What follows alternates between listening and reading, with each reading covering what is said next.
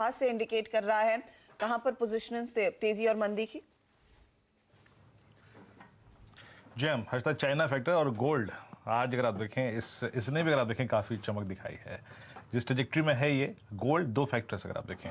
अच्छा खैर, जो अनुज ने बात कही वो बिल्कुल सही थी। इंडिसेस को जब कॉल राइटर्स ने और पुट राइटर्स ने घेरा हुआ है, जिस प्रकार की कॉल राइटिंग अगर आप देखें कल 18,400 पे 500 पे हुई थी और जिस तरीके की 18,300 और 200 पे पुट राइटिंग थी, इंडेक्स उस रेंज से बाहर निकल के नहीं आया। और यही पिरामिड्स अगर आप बैंक निफ्टी देखते हैं अनुज, तो कैसे 42, 42, 1, 42, 2, 42, 5 तक पुट राइट कॉल राइटिंग और कैसे 42, 41, 9, 41, 800 तक पुट राइटिंग थी। तो बहुत एक छोटे से क्लस्टर में बाजार फंसा हुआ है। तो ऐसे में बाजार सेक्टर स्पेसिफिक मूव जो ढूंढ रहा है वो कुछ इस प्रकार है।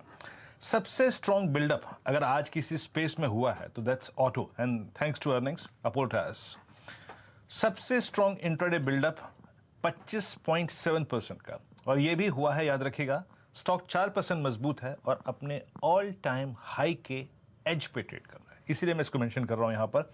और हीरो मोटोकॉर्प, इस स्टॉक में भी आज ऑटो स्पेस में सेकंड बेस्ट ओआई गेन हुआ है। और यहां पे हीरो मोटोकॉर्प का उल्लेख करना जरूरी इसलिए है क्योंकि ये सेकंड कंसेक्यूटिव डे है जब ये स्टॉक अपने 200 डे एक्सपोनेंशियल मूविंग एवरेज के ऊपर ट्रेड कर रहा है। और याद रखिएगा ये 28 सितंबर के बाद, यानी टेक्निकली अक्टूबर नवंबर की सीरीज के हाईएस्ट क्लस्टर पे ट्रेड कर रहा है। तो ये दो स्टॉक सबसे स्ट्रॉन्ग ओआई बिल्डअप है।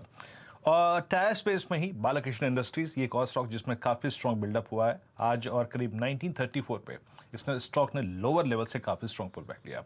और बैटरी स्पेस में एक्साइड, ऑटो में जो बिल्डअप है उसमें एक्साइड में बैटरी स्टॉक्स में सबसे स्ट्रॉन्ग बिल्डअप 180 to 90। और याद रखिएगा ये स्टॉक अक्टूबर 2021 के बाद, यानी टेक्निकली अपने 1 ईयर हाई पे ट्रेड कर रहा है। और इसमें पिछले 7 या 8 सेशन में ये कंसेक्यूटिव तरीके से अगर आप देखें वाई बिल्डअप है। तो हर्षदा, ऑटो में सबसे स्ट्रॉन्ग बिल्डअप है।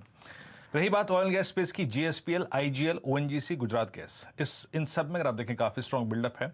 इनफैक्ट गुजरात गैस में शॉर्ट कवरिंग हुई है, गुजरात गैस में ओआई काफी घटा है और उसी के चलते अगर आप देखें इसमें काफी अच्छा शार्प मूव आया है। और शॉर्टिंग आज हुई है मेटल स्पेस में, जिसमें एनएमडीसी अगर आप देखें सबसे ऊपर है, उसके बाद सेल, यहां पे भी अगर आप देखें शॉर्टिंग काफी हुई है। माइंट्री और एलटीआई कल के बहुत बड़े वर्टिकल स्विंग के बाद आज थोड़े बहुत हर्षदा यहां पर शॉर्ट बिल्डअप हुए हैं। हर्षदा, तो थोड़ी सी पोजीशंस कुछ चले हुए काउंटर्स में अनवाइंड होती भी साफ दिखाई दी है, लेकिन हरकत में आप देखिएगा कुछ ऐसे काउंटर्स हैं जो फिर से दरअसल अपनी चाल को मजबूत करते दिखाई दे रहे हैं और अल्ट्राटेक उनमें से एक स्टॉक है। सीमेंट कंपनियों में बार बार हमने देखा है वो रोटेशनल तेजी आती हुई दिखाई दे रही है और आज ठीक वही होता देखने को मिला है। 1.5% का इजाफा अल्ट्राटेक में। इनफैक्ट पूरा पैक आपके सामने कुछ देर में पेश करेंगे जहां पर अच्छा खासा मोमेंटम है। पावर ग्रिड पर आपको याद होगा कल जाते जाते शरद अवस्थी इस पर एक बाय कॉल दे रहे थे, आज 1.5% की तेजी।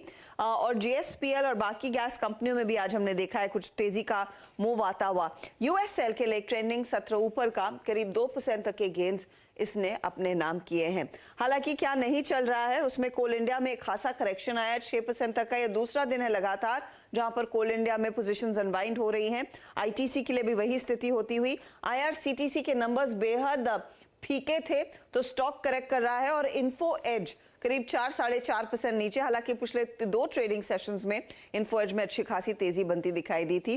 पीबी फिनटेक के नंबर्स और उसके बाद जोमेटो के परफॉर्मेंस के बाद वो स्टॉक आपके सामने आज थोड़ा सा करेक्ट करता हुआ। चलिए हमारे जानकार आपको बताएंगे फिर आज की आपकी रणनीति क्या होनी चाहिए और खास